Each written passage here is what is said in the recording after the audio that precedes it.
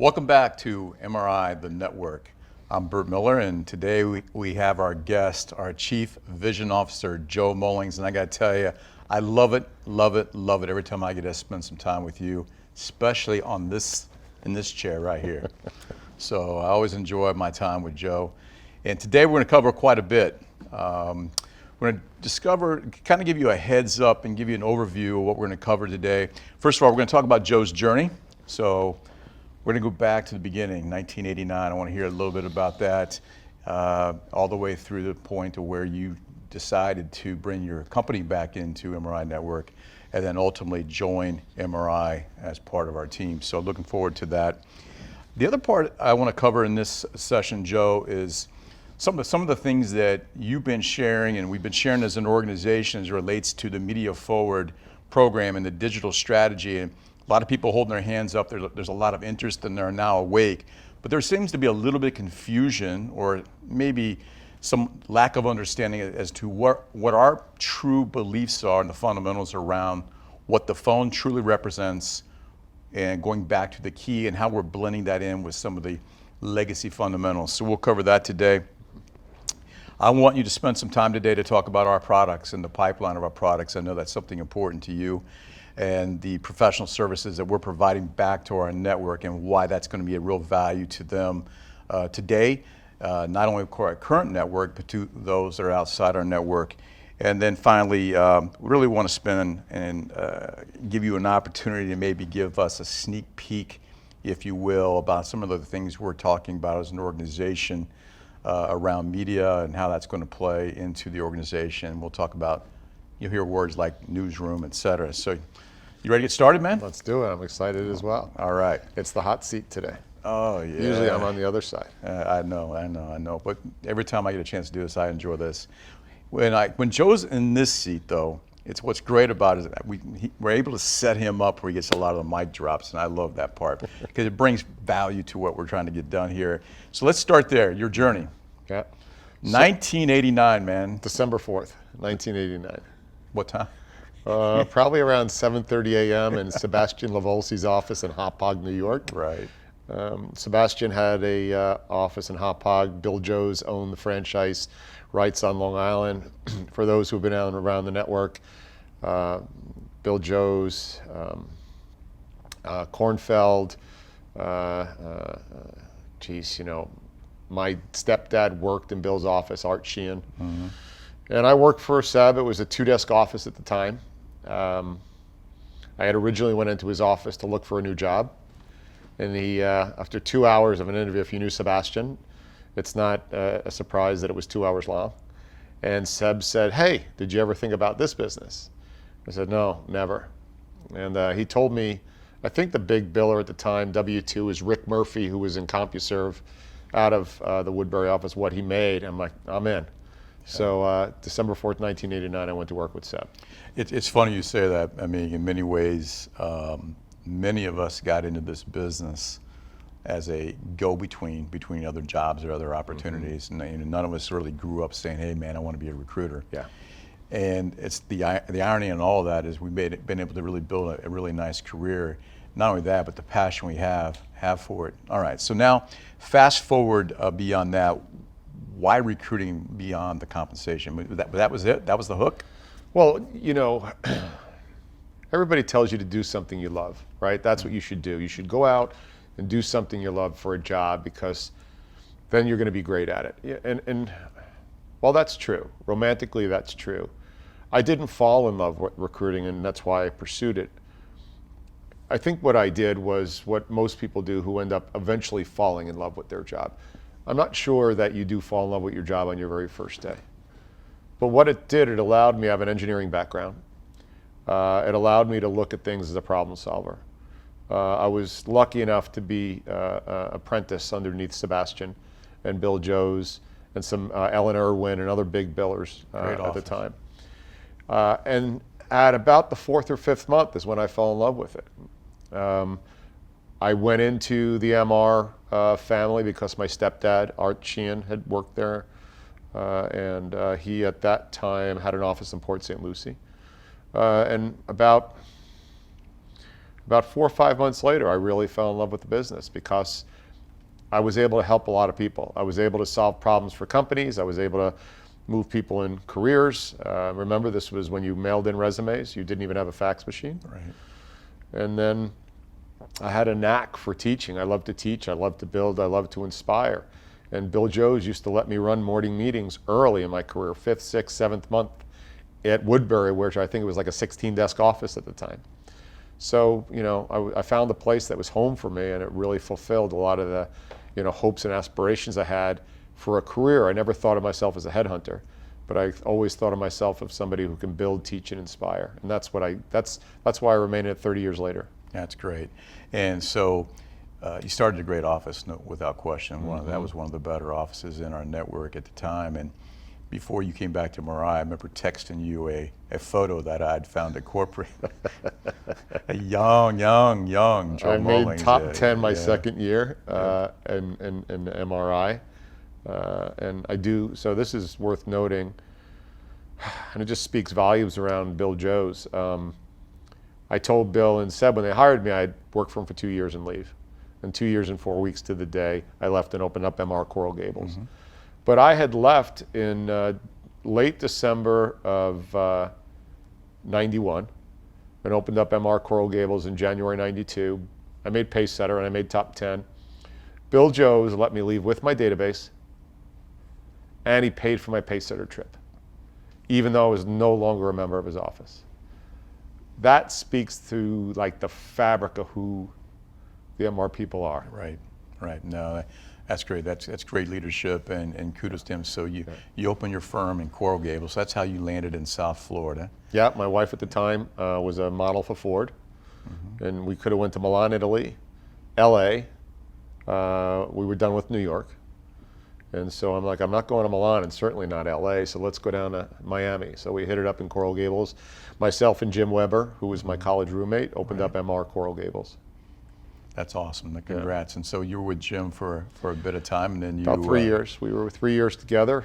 We had different philosophies on the business. So I went and then moved up to Miami Lakes and started building my office. And you know, Holly Scott, who's been with me for 25 years, and Alan, at the time, Fromowitz was with me, and people remember him from the network. He worked for Larry Bro and MR Port St. Lucie. I mean, I'm whipping out names here from way back when. And we split, went our ways, and we continued to stay in the network till around, you know, I got to go look it up, Bert, but I think probably early 2000s. Right. You know what's great about our network as well? I mean, you and Jim worked together, and today, guess what? You're still working together, doing things together, which is really... I'm going to get Jim back into the network and come back just like I did. Man, I love it. You said that on camera. Yeah. Jim, you heard that, right? You said it on camera. All right, awesome. We had dinner last night. I'm working on it. Yeah. He's looking for a discount. No, you told me when. That's great. So now we fast forward. You're out of the network, and you go off, you create TMG. So as you created TMG, the Mullings Group down here in South Florida, what we know about the successes. I mean, we know about those, but what are the challenges, things that you've learned, like we all have, that now that you're at MRI and we're working with our owners and trying to help them grow their businesses and their people, what are the takeaways or learnings that you're bringing back to the network? Yeah. You know, Bert, so think about it. I think you're 25 years in recruiting. I'm close to 30 in recruiting. The last 2 years have had more change than the previous 28 for me. And so one of the motivations for me, beside you owning the organization, which is the primary motivation for me coming back, one of the motivations for me was I wanted to scale what I know to be the future of recruiting. And I think I explained this to you when we were going through our conversations about coming back, just in general, to the network. MRI has the best training of all time. It has the best recruiters of all time. I was reminded of that when I was at United in Orlando in October of 2019.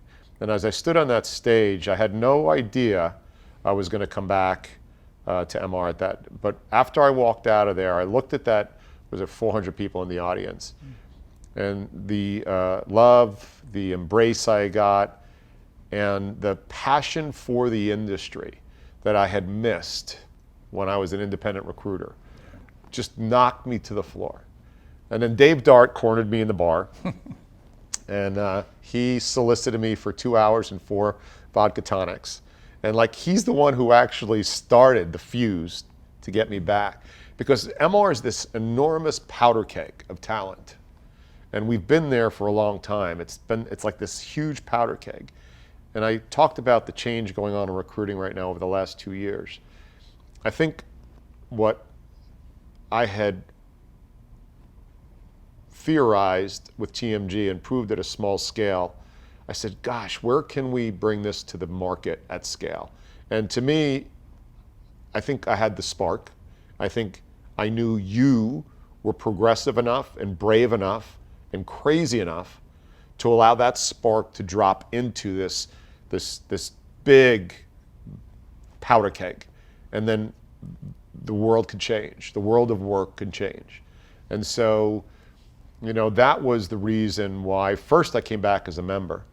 And then you proposed coming on and joining this journey to lead the world of work, not respond to the market. That's one of the things, Bert, that you convinced me of, is you originally were talking about, well, we want to stay ahead of where, you know, or we want to be able to look around corners. And that's correct to a certain point. But one of the things I think MR does is allows us to set the pace of what the world of work should look like, rather than respond. And I don't think there's a better organization to do that with other than MRI. No, great. I mean, thank you, and welcome back. Yeah. And I do remember the conversation that we had in terms of you. And I'm not crazy, am I? I mean, no, you're nuts. Guys, I'm crazy. I'm nuts. You're nuts. Certified nuts. Yeah. When you wrote that check, our conversation was, you're going to either think I'm nuts or a genius. I'm like, I'll let you know. I'll let you know. And the jury's still out, right? No, you're a genius. Oh man. So no, that's great. So you think about, you know, the reason you did come back, and I appreciate that. And the conversation we had was, man, and I go, Joe, I remember the conversation in terms of the question I asked you. And the reason I love this is I go, Joe, so how would you describe, you know, I walked through what I wanted. I go, how would you describe that person? Explain that profile. Help me understand what I need to get, right? And we're having a salad at Louis Bossi there in Las Olas, and Joe goes on, you know, this amazing 5-minute profile. You can tell he's a recruiter. And I go, man, I start laughing. I go, yeah, you just described you. Mm-hmm. Remember that? Mm-hmm. Yeah, I know. You said, I said, Bert, it's me, but you can't afford me. Yeah. Right? Because and I don't mean that monetarily. You know, you can't afford me unless you let us run loose together. And you convinced me at that meeting. You're like, no, dude, we're going to run loose. Yeah. And so that's what I mean. So I want to make sure that that's very clear. Not that you can't afford me. Is like, if we're going to run, you know, there's nothing I love more than an unfair fight. Mm-hmm. Right? I love an unfair fight. And we are up against an unfair fight. And that was pre-COVID, Bert. And now we're in the biggest unfair fight of our life. And those are my favorite places to be. Yeah, and it is unfair, but in some way, in some weird way, I think it's accelerating an opportunity for us, which kind of segues where I want to go now. And you kind of touched on it, but I really want you to go deep on this part. I call you up. You agree to come speak at United. We woke up some folks, and then you came on board, and now you can go on MRINetwork and on LinkedIn. You can follow us and subscribe on YouTube. And we're everywhere, and we're putting a lot of content out, and we're giving this media, media forward, a digital strategy about how the business is changing. And to your point, it has changed rapidly in the last couple of years, maybe more so than 24 months. The last 24 months. In decades. I mean, and so 24 months is actually decades, and I can speak to that as well. I think with our network owners, I want to segue to that part. Now that they're awake and they're starting to dig in, they're wondering, okay, how do I do this? What do I do? And are you telling me, I mean, I can't afford studios and cameras and all this other stuff. Are you telling me to get off the phone? Are you telling me that, I mean, I don't believe that. There's fundamental principles in this business, and that's where the confusion lies. Can you just enlighten us on what we're really sharing with our organization, what the vision is for us? Yeah. Look, recruiting is about relationships. It's about establishing yourself as an expert in your market. Let's call it a subject matter expert or a thought leader. It's about constant learning, and it's about engagement. And when you think about when Mr. Schoenberg started this business back in, what was it, in the 50s? 1965. 65. So take this back to 65. Email didn't start until 2001. LinkedIn didn't appear in this early in 2005, 2006, but really didn't come into its own until 2013.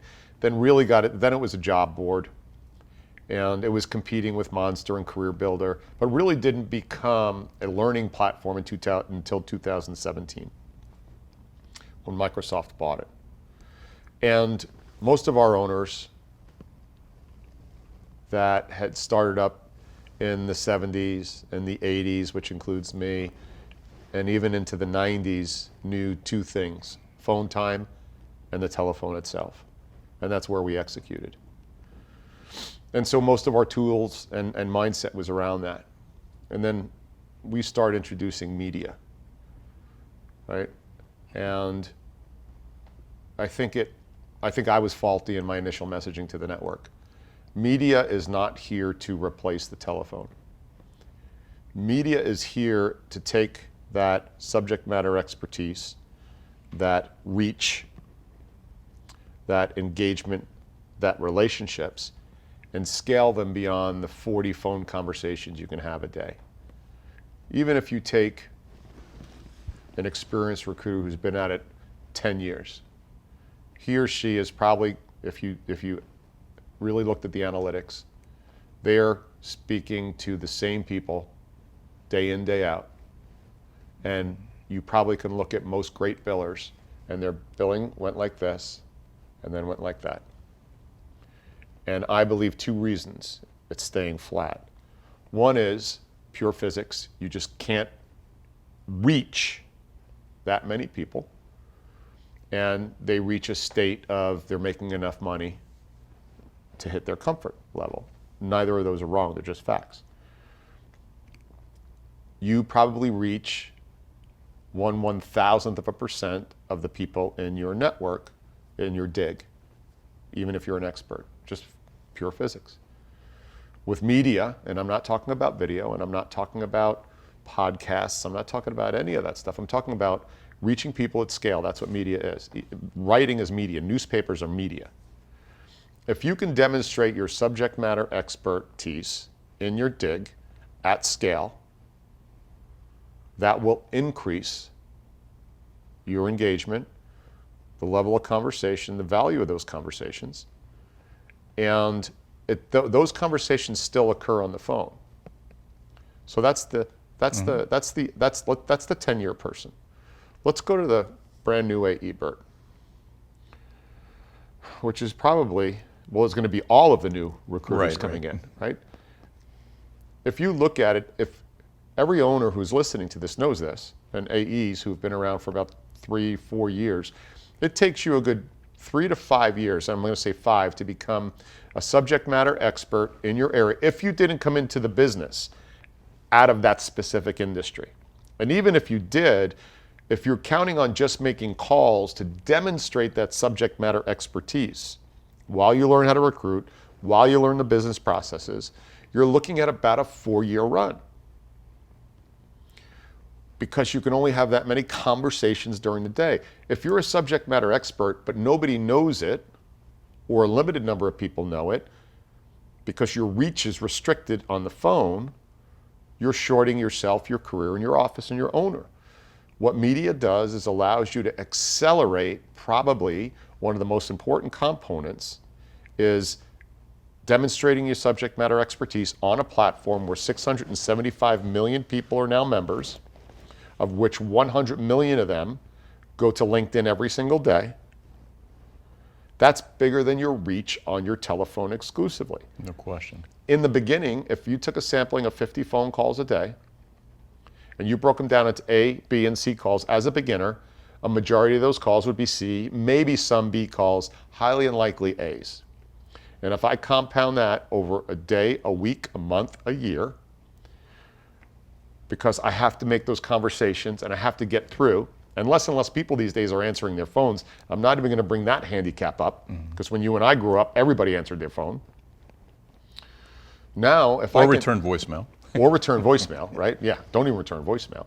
So now you have to split that hair, thread that needle of getting somebody at their desk, on their phone, be willing to talk to you, answer the phone. I don't even know if anybody has a landline in their house anymore. So now if I can take those 50 calls, convert them to a majority of B and A calls, because you have demonstrated yourself as a subject matter expert on a learning platform. Don't think of LinkedIn as a job platform for a second. Think of it as a learning platform. 30 million companies are on that platform. 100 million people are on there every day. 40 million decision makers are on there that we're trying to reach every day. Scale your subject matter expertise, expand your reach there using media, articles, just breadcrumbs, 1,300 characters. Forget about the studio. Forget about that camera. Forget about a podcast room.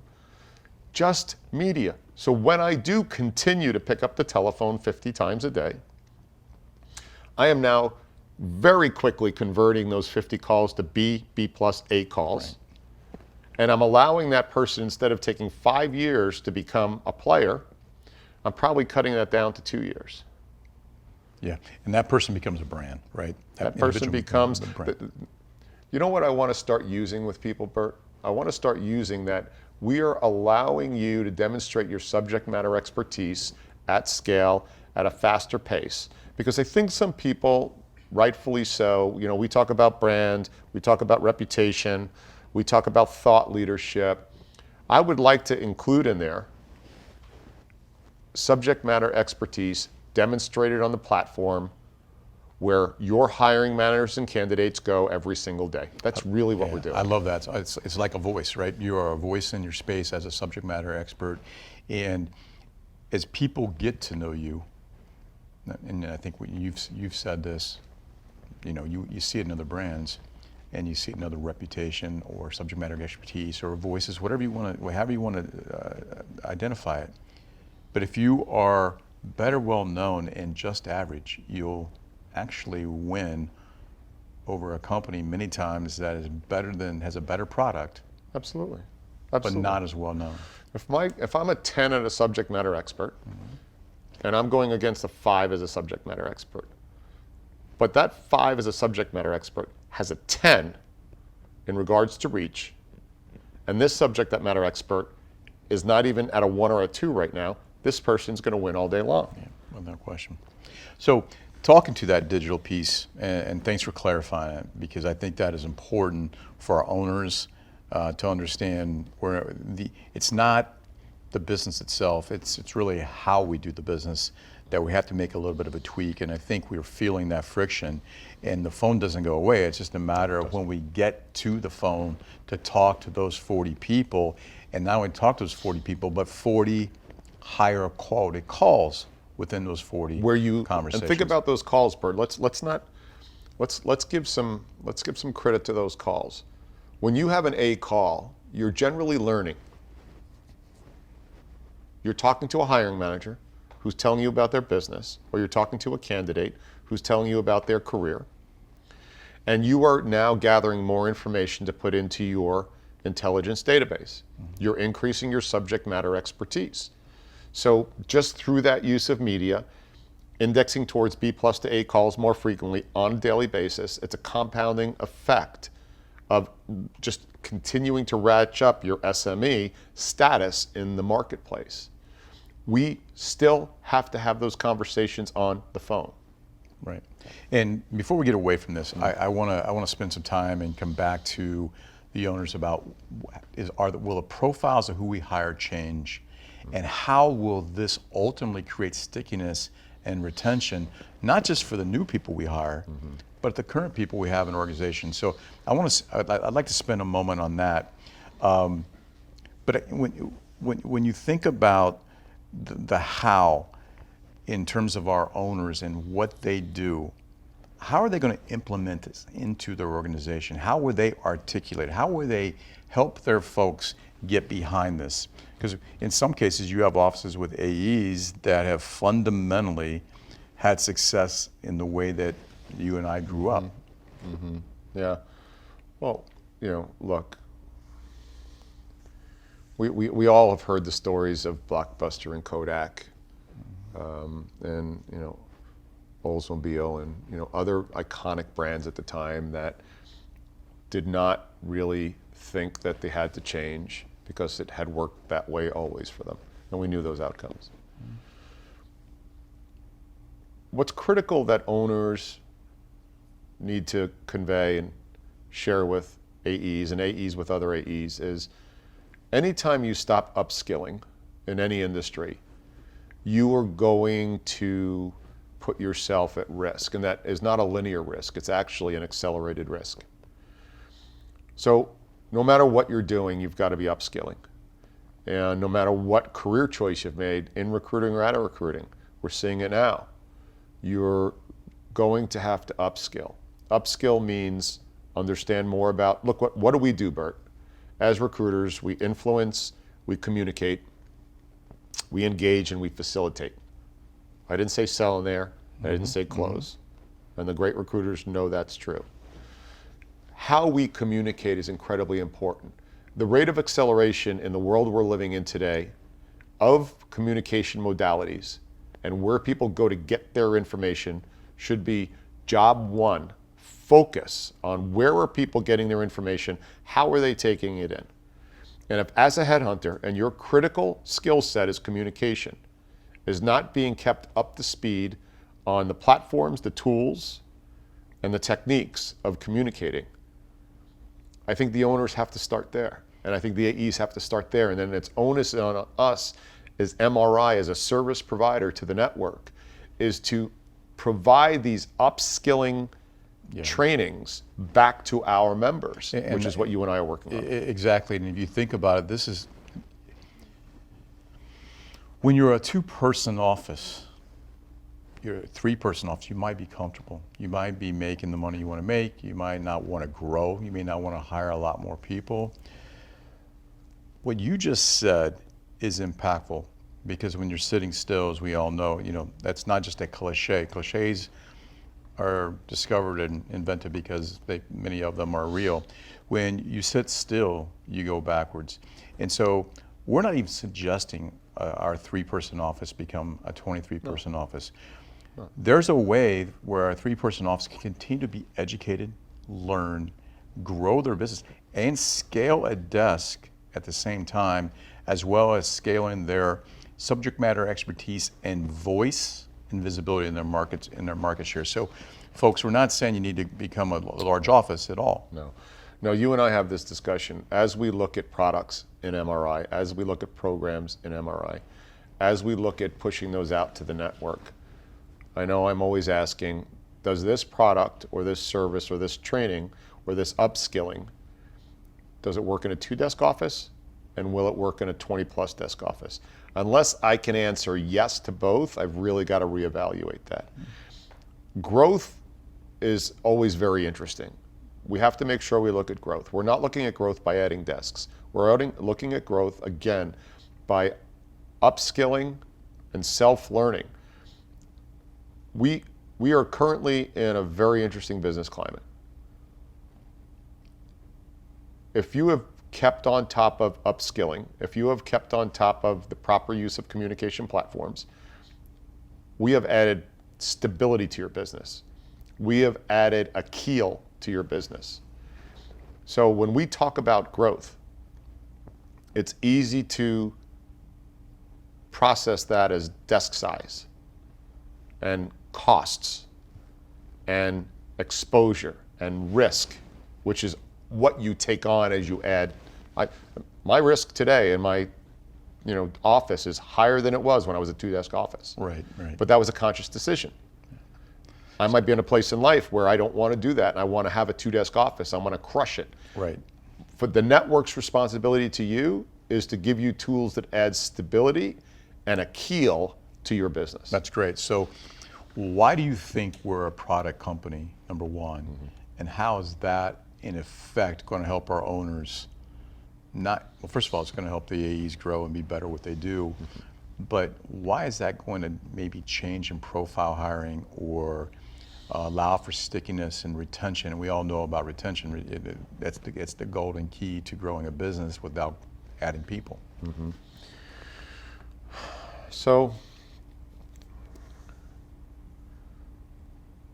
every office has their own profile of what they want to hire.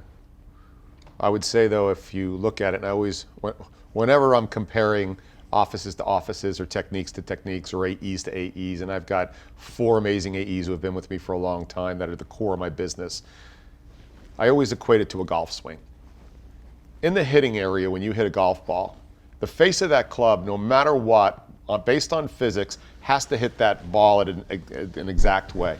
Now, how I get to that hitting area, if I'm Jim Furyk and I'm outside in, right, or I'm somebody else with a compact swing, or I'm Freddie Couples, which is one of the most beautiful swings of all time, how I got into that hitting area and left that hitting area is totally different. But the physics in the middle don't change. And so I think we need cognitive intelligence as we hire. I believe we need somebody who is able to work in abstract and problem solve. I think we need organizational skills. And I think we need a self-driven learner. I wonder how many of us are interviewing with self-learning as a core driver as we sit somebody down in front of us and look for evidence that time after time after time they have demonstrated they're a self-learner. Because this rate of change, Bert, is not going away in any workforce. Forget about recruiting. Whether it's driving a car, driving a truck, flying a plane, sewing something, the food industry, the rate of change in all of them, you have to be a voracious self-learner. And the tools that we're introducing are going to require that. And they're intimidating some people right now, because it's asking us to step outside of what got us here. Yeah, well, if you're not working on your craft, I mean, that's the golden ticket, whether it be today, 2 years from now, even before the acceleration that we're living today. Anybody that works on their craft, that's the golden ticket to success. And you're right, I'm not sure how often we're interviewing for that, or the grit, or the cognitive intelligence. All that's real important, and these are the kind of things that we should help and bring to the network in terms of their interviewing when they're looking to do hiring and selection. Okay, I want to go to the network then. So based on all the things we've talked about now, what owners, and you don't have to be specific, you don't want to, but within our network, owners that are subscribing to our vision, that have at least taken a little bit of the leap and they're buying into where we're getting uncomfortable and opening that curtain you mentioned earlier. Describe some of those owners and any of the early feedback and some of the stories you've heard so far. Because you've been on a ton of conversations, both in Ring Central and on podcast. Yeah. So, I don't think it's our vision, Bert. I want to make sure we get that right. I think it's that you've put together a team on behalf of the entire network that is really helping design the world of work. And it's a commitment to making sure that we put the products, the processes in place, that our current owners are able to leverage the legacy expertise that Mr. Schoenberg Allen brought to the table. So, that's really important to understand. That's that powder keg spark. Absolutely. I think every year we're going to be looking at ourselves as a product development company. And it's our responsibility at corporate is continue to have a spark to drop into that powder cake. The powder cake are our members. And every year we've got to drop that spark in there. So let's talk about some people that have been very interesting. You're right. Kara, who manages my calendar within MR, we've got a call log. For those that are curious about what the heck a CVO, a Chief Vision Officer, does here, is boy, I am communicating, I am listening to legacy owners. I was on with Todd Dawson last week, and Todd and I, if you know Todd, and I love Todd, and Todd was one of the guys I looked up to in 1989 on that stage when I think it was Hawaii. Man, I always admire Todd. His approach, his commitment, his aggressiveness, and we started out our phone call in one area and ended in another area, which is beautiful, right? And Todd is a visionary in this business, and he's standing guard at the old guard and wondering the new side. So I love that, by the way, because that is important. That part is important. That's as much critical. As, yeah. That's critical. Standing guard at what got us here, right? Gary Miller, another one. Gary's super interesting. I didn't realize that Gary's been with the network for 43 years. Yeah. 43 years. Gary is somebody who has got a foot in both camps. He's got a foot in legacy, and I mean legacy in a complimentary way. The blocking and tackling fundamentals that got us here, right? He also has a huge adoption and utilization of digital in his organization. I got to sit with him on a next gen meeting the other day, and we talked about his son coming up and how they brought in digital and why they brought in digital, and Gary's a visionary that way. Dave Dart, right down here in Florida. Dave is a very, very active adopter of incorporating media into. And then beginners, Darwin Sherwood, right? Coming in, subject matter expert as somebody, respiratory therapist in medical device. He works in my dig, and he is now committed full pot in to his branding, driving his business, right? Again, they're taking the principles and then demonstrating their subject matter expertise, increasing their reach in the market, getting all their A calls in, reducing their B and C calls, and more importantly, especially the tenured people, reaching out, and that's why I in particular picked Gary Miller, reaching out beyond the black book that he was constricted by pure physics. He is now able to reach out. He told me in the call the other day, he's blown away by 2 new people he's got started. Right, yeah. And they have, because of a number of reasons, COVID being one of them, they have over-indexed towards using LinkedIn as a learning platform, not as a job board. So LinkedIn is different than Monster and Career Builder and Dice and Glassdoor. Those are job boards and resume reservoirs. LinkedIn is a learning platform that you can demonstrate your subject matter expertise. Gary's got these 2 young ones off. They're setting up job order intake calls already. That is not normal for somebody just a couple weeks in. I'm sorry, unless you're coming in with industry experience. And there are those examples are, there's quite a few that are going on we right have now. Parkwood down in Dallas. You have somebody like Sharon, who's Sharon is way out there. amazing. Again, example of a lifelong learner. Look at Sharon. She writing books around her journey. What is that doing? That's establishing her as a subject matter expert on giving guidance on companies and careers, and even she's living her life out loud on her journey, right? That's a validation. That was media. Sharon's book is media. And that's again, she's demonstrating her subject matter expertise and thought leadership at scale to the people who don't know her, and now they do. And now you have other progressive thinkers in some ways that have not got there yet, so to speak, but they understand the need. I think Carfley, I look at him down in Carolina, what he is looking to do, and the kind of commitment he's looking to put into what he's about to Look at his Ryan. journey. Ryan came back also with Personify. He came back. He saw you step up, grab the mantle, just like me. He's what is it, $15 million plus business, something like 16 that? plus. 16 yeah. plus.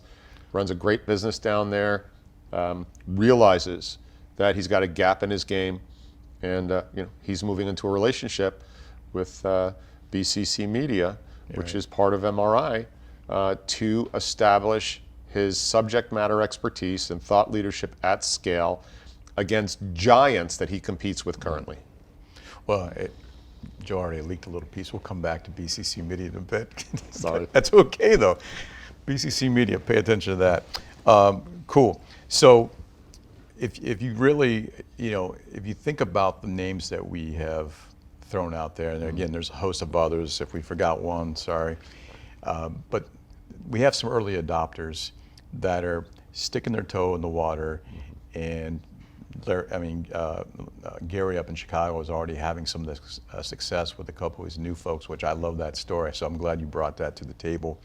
And again, they're not going to do anything in this high specialized, high touch business without being on the phone. Mm-hmm. But it's the way they're getting there, right? And it's what they're enjoying when they do get on the phone. That's critical to understand. Is the phone does not go away. It dramatically changes your engagement while you're on the phone. Yeah, exactly. And we talked about, the other thing we talked about earlier and how this all ties back is to PDA and per desk average. Mm-hmm. Again, it's interesting because the conversation we have is not the focus on the PDA, but the PDA is a byproduct of doing what we just do. And so you're able to scale that business on a PDA basis, which means more profit, less cost, and allowing you to make other decisions in your organization and invest in different ways. PDA, think about when you go to the doctor. The doctor looks for a couple biometrics on you, right? Generally, they'll check your weight, they'll check your height, they'll see how much it changed, they'll check your temperature, and they'll take all those biometrics and assemble them and get a rough outcome of your health, the state of your health. And that's what PDA is. PDA isn't the only thing driving, but it's a symptom and an outcome of other things well done in your organization. So there's a direct correlation of PDA to stability during unstable times. High PDA offices infer high efficiencies. They infer high demonstration of demonstrated subject matter expertise. PDA has a number of components that declare it. And it's just another metric you want to look at in your organization. If I wanted to look at organization, how many CSAMs do I have in my organization? What's my PDA? What are the digs that I'm in, right? And how long has the owner had the office? You could probably look at those and have a high level of confidence that those organizations in this current climate are doing well. Absolutely.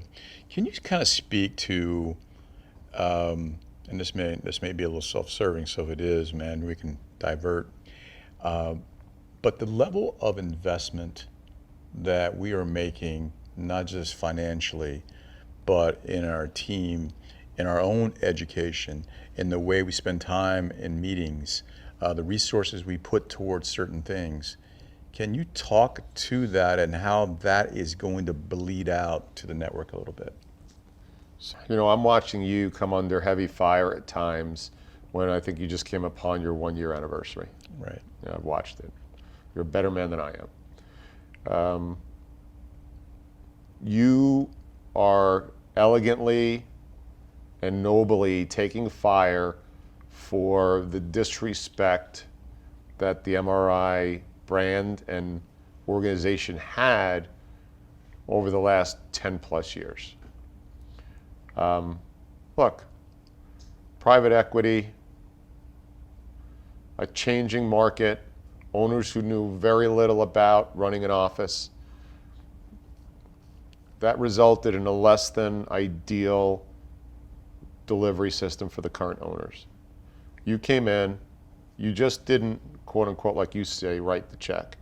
You came in and you took ownership, and I know for a fact, and I'll share it here, you had no idea of the gremlins that were in the basement of this organization.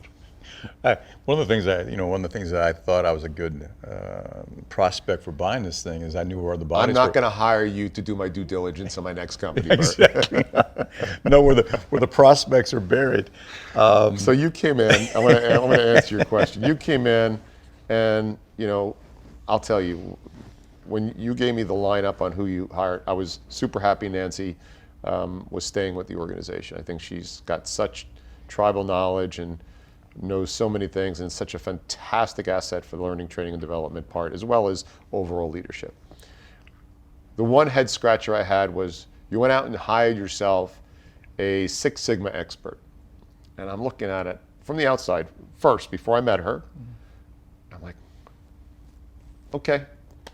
I sat in that meeting one day with Mildred and realized how many things had to be unwound in this organization. I'm like, maybe he is a genius, right? So what you've surrounded your, and then of course your CFO, Todd, man, you know, the guidance that you're getting, the patience he has, the insight he has, because you're making massive investments. I don't think the organization right now can see from where they're sitting how much money you're putting into this organization. And I'm not saying that's a pat on the back for you. I think what it is you're setting up a foundation that in the next 12 to 24 months is we're going to see with a flywheel effect of the talent you're bringing on. You know, you brought on a fantastic head of marketing. I mean, wait till the world of MRI and the rest of the world sees the branding that's coming out and the time, effort, money, intellect, team members you're bringing in. So that's one thing. The People 2.0 relationship and your commitment to that organization. The bringing the MRI name back to the forefront of media. You know, you've gone out and engaged with Lobeline, which is a world-class media PR firm out of LA. You know, when Alan had the company, you didn't have the internet. You didn't have as much competition. We were always on, you know, not CNBC at the time, but we were on the big networks talking about the world of work. That private equity firm didn't reinvest back in this organization. You're doing that.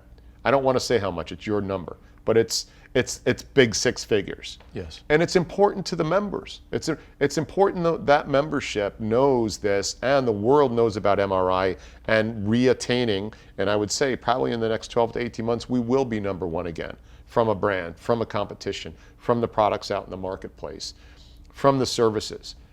And you know, the level of investment that you're putting into this company, I agree with it 100%. You're courageous. You're giving the right tools to the right people. Stop. Dude, it's, listen, what you're doing is crazy. It's batshit crazy. And I know that because I did that with TMG for 5 years. Everybody thought I was nuts. The investment, the millions of dollars. And now 2.8 to I'm not what? So crazy. What do you do this year This year? in COVID? Oh, so far this year to date, at the turn, we're over 4 million. Yeah. We're over 4 million in the first half of the year. So we were talking in February, beginning of March, right before you came on board. You were tracking north of 11. You'll still do roughly 9. We'll 8.5, 9. do. No, I think we'll still break 10. We'll still break 10. Oh, I love that. And you know, that's 13 desks. Yeah. So when you think about our owners, and I love that you brought up the folks and the investment and how that's going to play. First of all, thanks for all that. But really, guys, that is what is necessary in our industry in order for us to bring the tools and products to the network and to the future folks of our network that we don't even know yet. So whoever sees this, please pay attention. We're happy to have those conversations with you. Another question before we wrap up here in a couple minutes. What is your hope for our owners and the network in the whole new world of work? Well, I want as many of them on the other side of this when we come out of this, because we're in a hell of a fight right now. Right. I don't think the fight's going to get easier. I think that's even why we have a higher calling to deliver these products. There are people incredibly committed to this industry, and I think it's MRI's responsibility, corporate's responsibility to put the right tools in their hand. One of the things that you and I have to continue to do is educate first and then put the right tool in the hand. Because if I give you a hammer to drive a screw, you're going to bang that screw and it's probably going to break, and you're not going to have the best sort of experience. So one of the things that you and I have to do is make sure we continue to tool and teach. Because if we just give the tool and we don't teach, if I give you pulse dig and I don't really teach you how to use it, I'm not helping you. If I just say go do a podcast and I don't explain to you why, how, deployment, and what kind of podcast, I'm not serving you. If I'm putting these position briefs, these new electronic tools that we're developing in the R&D team, in the hands of people and don't explain how to deploy those properly and how that content declares on there and how to use neuro-linguistic programming in order to get that right words in the right place to inform and persuade and facilitate, then we're not doing you. Tools and teach, they have to go together. And you can't say it better. I mean, I think the network needs to know from the fact that most folks will say, hey, the way to grow your network is get engaged, engage people on LinkedIn. So what Joe's really saying from a depth perspective, in the way to actually think about what we're going to bring to the marketplace, Joe has brought a program together called 10-4-2, right? Mm-hmm. So a lot of times people say, hey man, engage. Just go out and engage people, have conversations, ask questions, pay attention.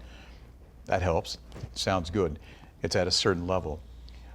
Our approach is, and what you brought to the table, which I absolutely love, is a very specific 10-4-2 and what that really means. And you shared that in town hall. We don't need to do that here. But that is a very tactical approach from a teaching and education that one can put on their desk. So, Joe, if you think about what we want to bring to our network, if you were to describe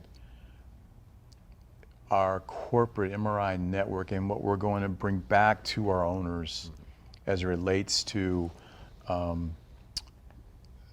tools and who are we that's going to impact our owners, that's going to impact their AEs, their PCs, their managers to drive their success. Yeah. So look, we're interesting. MRI is a services provider. We're a product development company. We serve search firms. Our role is to look where the world of work is going. And that's driven by, I wonder how many search firms, Bert, first think about social and economic impact. A lot of people think about economic impact on their dig. Us as a service provider to those search firms, we've got to look at a couple things. They can look at the economic impact to their dig. We as a search firm service provider have to look at how is society behaving and responding and interacting with their workplace. And that's from the hiring manager side as well as the candidate side. And so our responsibility is to have product development in place, processes in place, and training in place in order to respond to how we are living today and how the world of work is evolving. No, that's great. And then that is our responsibility. And, so many times you'll hear, regardless what network we're in, what are you providing? What's the value? You hear people running up against problems that they're having. We're obviously the environment we're in right now with COVID. And the hope that all of our folks come out the other side of this thing. And our responsibility, and I love your answer, our responsibility is to be there for them, proactively thinking about services, thinking about products that they can implement and continue to grow their business. So I love that. Yeah, but their head is down working their industry. They're trying to keep the lights on, man. And what they need to do is go, what do you got for me for this, right? And not only the tool as I spoke about, but the proper use of the tool. So we can continue to be this amazing product development company, which, that's really who we are. And we have to have the training go alongside of it. So I'm going to continue to beat that drum, tools and training together. That's great. One thing I haven't got to yet that I'd like to is the community.